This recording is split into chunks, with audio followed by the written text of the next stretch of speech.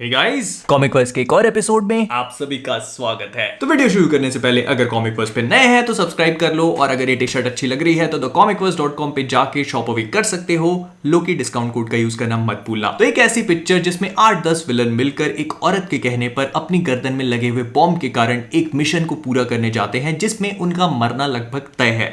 सुना सुना सा लग रहा है ना? हाँ, तो ये वाला कांड WB वाले 2016 में सुसाइड स्क्वाड के साथ ऑलरेडी कर चुके हैं, जिसे देखने के बाद मुझे 2 रातों तक तो नींद आई ही नहीं थी। और भले ही WB वाले स्नाइडरवर्स को रिस्टोर करने की कोई चाह न रखते हो, लेकिन इस मूवी को उन्होंने एक और मौका दिया है, इस बार नलबाज को काम देने वाले जेम्स गन के साथ में। तो कॉमिक वर्स से मैं हूं मोहित, और आज हम लोग बात करने वाले उन सारी चीजों के बारे में जो आपको द सुसाइड स्क्वाड देखने से पहले पता होनी चाहिए। तो बिना सितारों की बात करें, चलिए शुरू करते हैं।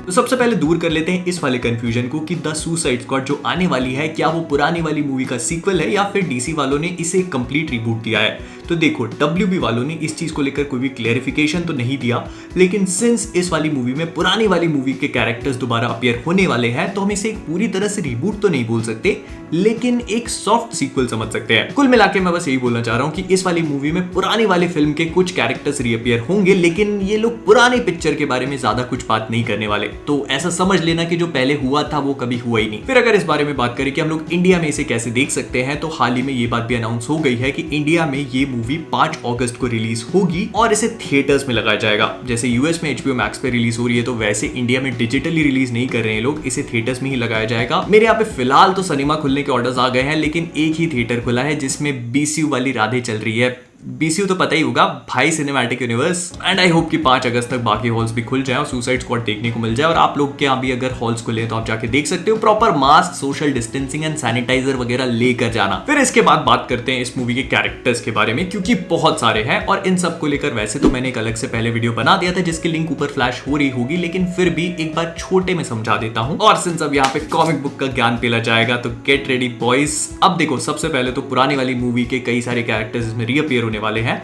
जैसे सबसे पहले मार्गरेट रॉबी की हार्ली क्विन, जो पुरानी मूवी में थी और इस वाली मूवी में और भी ज्यादा एक्साइटिंग, क्रेजी और खूबसूरत लग रही है। फिर इसके बाद नेक्स्ट कैरेक्टर आता है जोएल कैनामन का रिक फ्लैग, जो पुरानी वाली मूवी की तरह इस वाली मूवी में भी इनकी टीम को जोड़ के इकट्ठा रखने का काम करेगा। फिर अमेंडा वॉलर भी रिटर्न कर रही है, जो इस पूरी टीम को क्रिएट करेगी और इनकी गर्दनों में बॉम्ब प्लांट करेगी। और last but not the least, जय कटनी का कैप्टन बूमरैंग। फिर इसके बाद एक एक करके जितने भी इंपॉर्टेंट कैरेक्टर्स हैं उनको देख लेते हैं। तो सबसे पहले आता है हमारे इड्रिस अल्बा मतलब हाइमडाल का ब्लड स्पोर्ट। अब कॉमिक बुक्स में ब्लड स्पोर्ट वैसे तो सुसाइड स्क्वाड का पार्ट नहीं होता और ये जनरली सुपरमैन का विलन होता है, लेकिन लेक्स लूथर के कुछ खुरापाती दिमाग की वजह से इसे एक ऐसा सूट मिल जाता है जिसका इस्तेमाल करके ये अपने हाथों से गन्स वगैरह को समन कर सकता है अपने पास। फिर इसके बाद नेक्स्ट आता है पीस मेकर, जिसका रोल न जाने कौन प्ले कर रहा है। 25-30 बार ट्रेलर देख लिया, लेकिन ये बंदा दिखता ही नहीं है मेरे को। बट कॉमिक्स में इसका नाम होता है क्रिस्टोफर स्मिथ, जो शांति बनाए रखने के लिए खून की नदियां बहा सकता है। और ये दिमाग से थोड़ा सा खिसका हुआ है, क्योंकि इसे लगता है कि जितने भी लोग इसने आज तक मारे हैं उनकी आत्मा इसके हेलमेट में कैद है और कॉन्स्टेंटली इसके कान में फुसफुसाती रहती है। और इस मूवी के बाद पीस मेकर मतलब जॉन सीना के पीस मेकर, जिन्हें हम लोग देख नहीं सकते हैं, उससे एक अलग सीरीज मिल रही है HBO Max पे,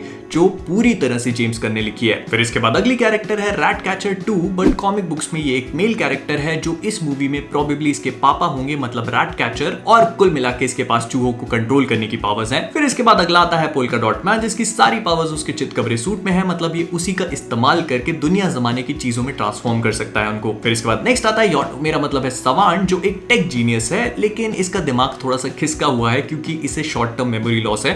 and I am pretty sure कि जेम्स गन इस चीज को बहुत ही ज्यादा फनी वे में यूज करेंगे मूवी में। फिर नेक्स्ट है जैवलिन, जिसके पास जैवलिन मतलब एक लंबा नुकीला डंडा फेंकने वेकने और उसके करतब दिखाने की पावर्स है। अगली है मंगोल, जो मंगोल की बेटी और मंगोल की ही बहन है। नहीं, ये तीनों अलग अलग लोग हैं। और पापा सिंस डार्क साइड जितने पावरफुल है, तो मुझे बताने की जरूरत नहीं है कि बेटी में कितनी ताकत होगी। इसके बाद आता है वीजल, जिसका रोल जेम्स गन के भाई शॉन गन प्ले करेंगे और इसके पास कोई सुपर पावर नहीं है, बस ये गंदा, घिनौना और क्रीपी वीजल दिखता है। फिर इसके बाद आता है TDK, जो वैसे तो कॉमिक बुक्स में एग्जिस्ट नहीं करता, लेकिन ये probably arm fall of boy नाम के कैरेक्टर पे बेस्ड होगा, जो डीसी वालों की सस्ती मस्ती के कारण ऐसा कैरेक्टर बना कि आप लोग सपने में भी नहीं सोच सकते।